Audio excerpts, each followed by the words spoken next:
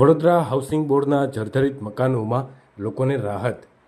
તાજેતરમાં વડોદરા મહાનગર કોર્પોરેશન દ્વારા ચોમાસાની ઋતુ અગાઉ કોઈ દુર્ઘટના ન ઘટે તે માટે જર્જરિત આવાસોને નોટિસ પાઠવવામાં આવી હતી, જેમાં હાઉસિંગ બોર્ડના 3000થી વધુ આવાસો જર્જરિત હોય, જેથી ડિમોલેશન મુદ્દે ભારે હોબાળો સર્જાયો હતો, જેના સમાધાન માટે આજરોજ હાઉસિંગ બોર્ડના અધિકારીઓ, ચૂંટાયેલી પાંખ અને વહીવટી પાંખની સંયુક્ત બેઠક મળી હતી, જેમાં 3 કેટેગરીમાં રીસર્વેનું સૂચન થયું છે, જેથી હવે એ કેટેગરીમાં તાત્કાલિક દૂર કરવા જેવા નિર્ણયો લેવાયા છે, તેમજ બી કેટેગરીમાં સમારકામ અને કેટેગરી સીમાં સામાન્ય સમારકામનો સમાવેશ કરાયો છે, જેથી તમામની લાઇટ, પાણી, ડ્રેનેજ જેવી સુવિધાઓ બંધ હવેથી નહીં થાય। આ ઉપરાંત સીલિંગ પ્રક્રિયા મુદ્દે પણ વેપારીઓને અવગડ ન પડે તે માટેની કાર્યવાહી કરવા માટે સૂચન આપવામાં આવ્યું છે।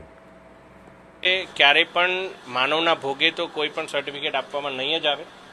જ્યારે કાયદાકીય પ્રક્રિયા પૂર્ણ થશે ત્યારે જ આપણે બીયુનું એમને સર્ટિફિકેટ આપવામાં આવશું। ઘણીવાર આપને ખ્યાલ હોય તો બીયુની સાથે સ્ટેબિલિટી સર્ટિફિકેટ નામનું પણ એક વસ્તુ હોય।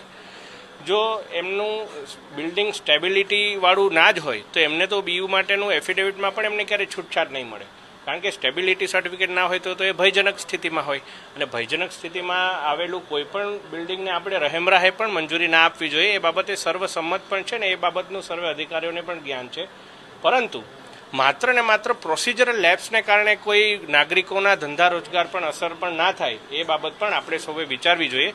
એ બાબતે યોગ્ય નિયમાનુસાર રજૂઆત કરવા માટે અમે રજૂઆત